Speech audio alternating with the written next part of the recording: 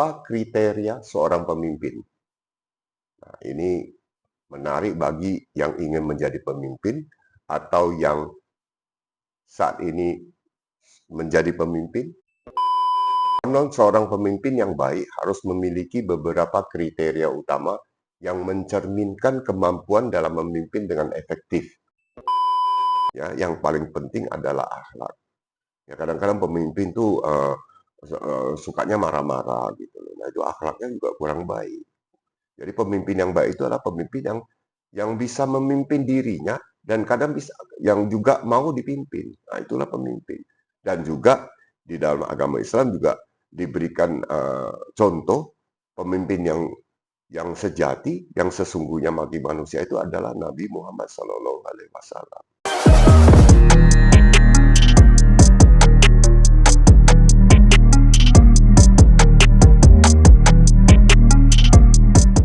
Bismillahirrahmanirrahim. Assalamualaikum warahmatullahi wabarakatuh.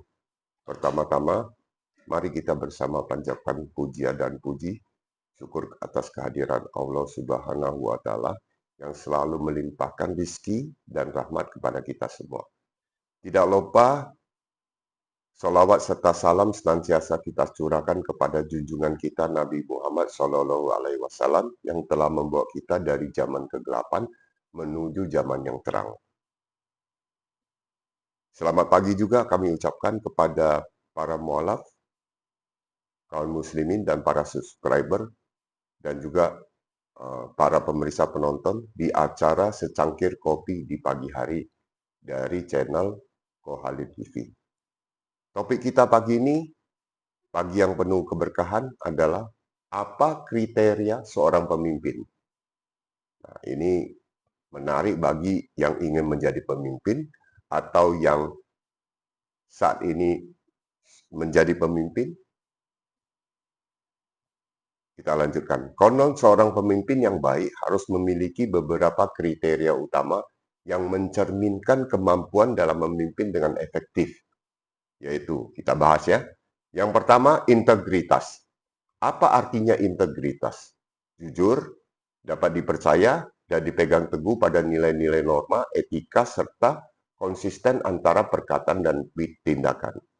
Nah, integritas ini perlu karena apa?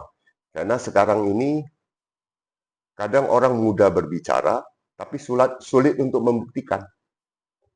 Ini harus diperhatikan oleh para calon pemimpin ataupun pemimpin bahwa harus dapat dipercaya dan berpegang teguh pada nilai-nilai moral dan etika. Artinya, jikalau di dalam Islam dikatakan bahwa wajib untuk amanah. Nah, ini yang pertama. Yang kedua, visi dan strategi. Visi dan strategi artinya memiliki pandangan jauh ke depan dan mampu merancang strategi yang jelas. Nah, kemudian dapat menginspirasi tim untuk mencapai tujuan bersama. Nah, artinya harus punya pandangan jauh ke depan, artinya harus punya program. Ya, program kita tahu terbagi 3, program jangka pendek, program jangka menengah, dan program jangka panjang. Ya, artinya ke depan ini bukan berarti program jangka panjang melulu, tapi juga perlu program jangka pendek dan jangka menengah. Nah, seorang pemimpin harus mampu itu. Kemudian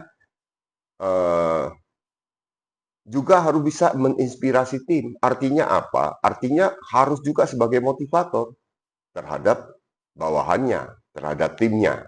Nah, kita bicara pemimpin yang dalam arti seluas-luasnya. Yang ketiga, kemampuan komunikasi. Jadi mampu menyampaikan ide dengan jelas dan kreatif, mendengarkan dengan baik dan memberikan umpan balik yang konstruktif. Ya harus mampu menyampaikan ide dengan jelas dan efektif itu ya harusnya seperti itu. Artinya kalau satu ide itu disampaikan dengan cara yang kurang efektif maupun kurang jelas, bagaimana bawahannya bisa melaksanakan? Ya harus jelas, jelas artinya harus detail. Ya kalau memang punya program yang akan dilaksanakan ya harus dijelaskan secara detail. Dan tentu penjelasan ini harus efektif. Tidak berpanjang lebar, bertele-tele, tapi tidak mencapai sasaran. Nah, juga harus mendengarkan dengan baik dan memberikan umpan balik. Nah, artinya feedback yang dibutuhkan terhadap seorang pemimpin itu juga feedback yang wajib untuk bisa dilakukan oleh seorang pemimpin. Artinya kalau misalnya ada yang menyampaikan ide ataupun pendapat, itu harus segera di-feedback, bukan diterima terus didiemin. Nah, kita kan dengar sekarang ini banyak sekali kenyataan bahwa ketika kita menyampaikan usul, jawabannya hanya usul diterima, nanti dipertimbangkan, selesai, terus hilang dah tuh ceritanya. Nah, ini bukan seorang pemimpin. Ya. Yang keempat, keberanian dalam pengambil keputusan. Artinya berani mengambil keputusan sulit berdasarkan data dan analisa yang matang. Jadi artinya ketika seorang pemimpin mau mengambil satu keputusan, walaupun keputusan itu sulit, maka itu juga harus didasarkan pada data, analis yang matang. Artinya tidak serta-merta memutuskan sesuatu dengan cara feeling-feelingan gitu loh. Nah, kan sekarang banyak sekali pemimpin yang hanya mengandalkan feeling, mengandalkan sesuatu yang tanpa didukung data yang jelas. Nah, saat ini sudah tidak bisa lagi. Zaman sekarang ini dibutuhkan data yang jelas untuk bisa membuatkan satu keputusan yang baik. Juga tidak takut menghadapi tantangan dan berani mengambil risiko yang terukur.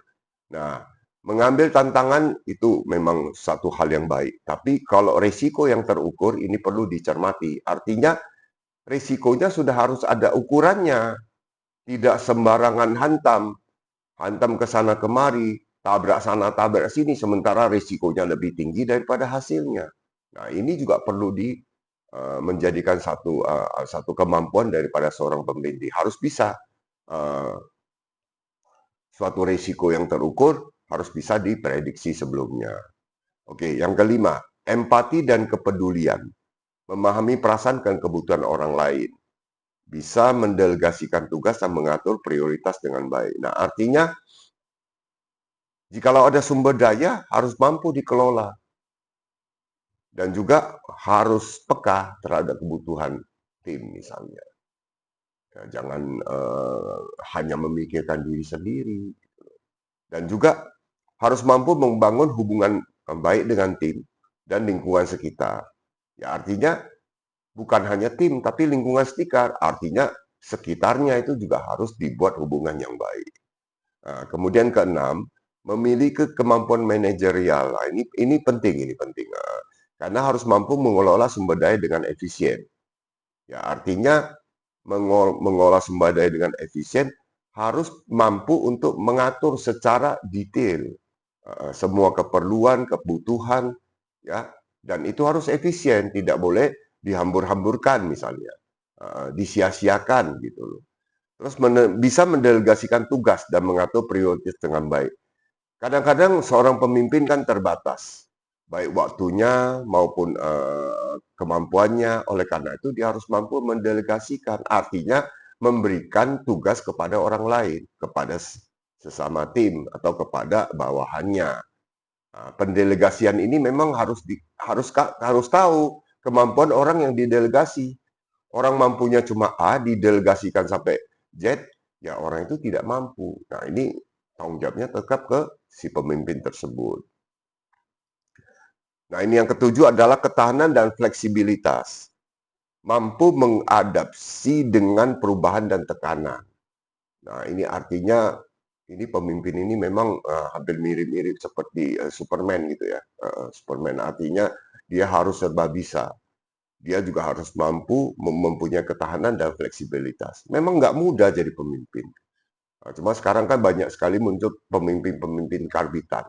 Pemimpin yang jadi pemimpin karena status, karena kekuasaan.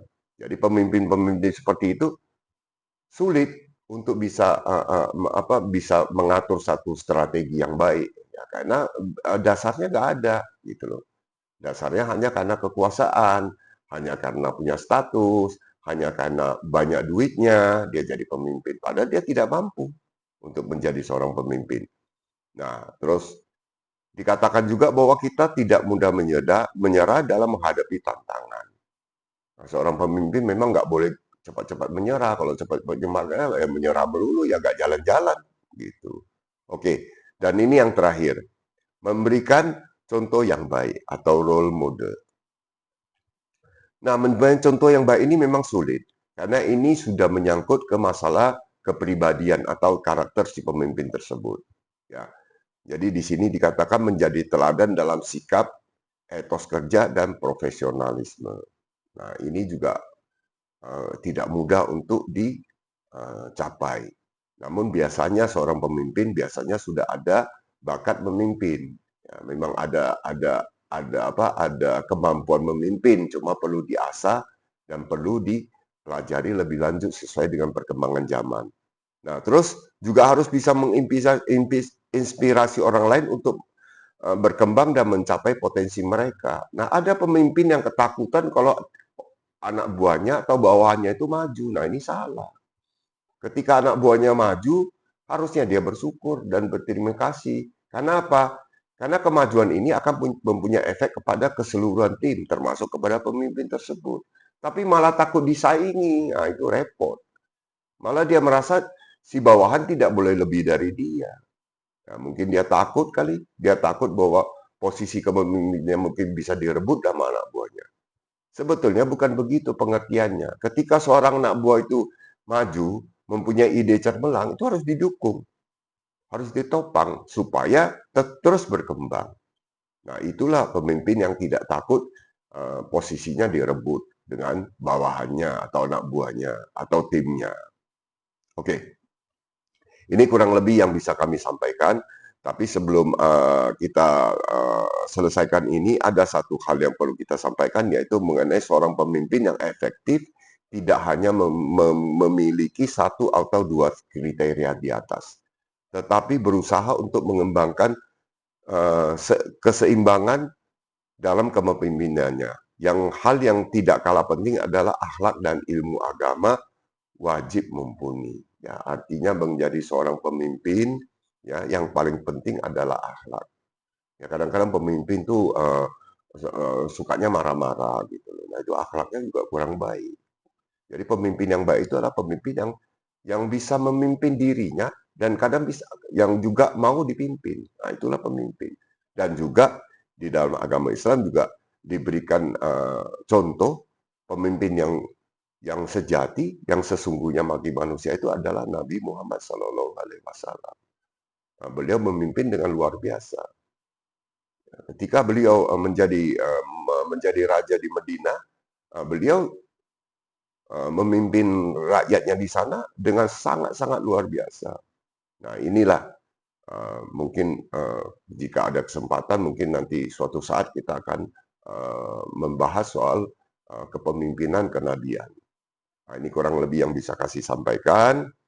Kami berharap semoga pagi ini kita semua dalam kondisi sehat walafiat, tidak kekurangan satu apapun, kebahagiaan selalu datang, kemudian keberkahan selalu menyertai.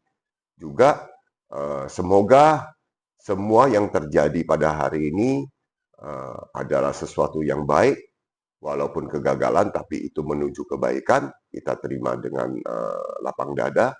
Dan kami juga doakan semoga semuanya selalu dalam keadaan semangat dan maju terus, pantang mundur. Ya, sekaligus kami juga mohon maaf jika ada perkataan atau kalimat yang belum tersusun rapi. Kami berusaha sharing untuk mendapatkan keberkahan bersama, kemanfaatan bersama. Jikalau ada sesuatu yang ini sampaikan bisa disampaikan di komen atau mungkin kirim by email kepada kami di santosohalim1963@gmail.com. Dan kemudian kami juga terbuka untuk konsultasi by WA, jadi bisa konsultasi. Nah, untuk mendukung semua program kami juga mengharapkan donasi, baik donasi berupa infak dan sedekah akan kami terima. Kemudian akan kami manfaatkan untuk beberapa program lanjutan yang sedang kami susun. Termasuk mungkin ada kegiatan untuk santunan anak yatim dan perhatian kepada kaum duafa dari channel Kohalim. Terima kasih kami ucapkan juga kepada para subscriber yang sudah dengan setia di acara secangkir kopi pagi ini. Semoga kita tetap bisa bertemu dalam kondisi sehat walafiat dan kami tetap diberikan kekuatan oleh Allah Subhanahu wa taala untuk tetap istiqomah di dalam acara ini. Terima kasih kami ucapkan. Assalamualaikum warahmatullahi wabarakatuh. Mari kita minum secangkir kopi. Bismillahirrahmanirrahim. Alhamdulillah.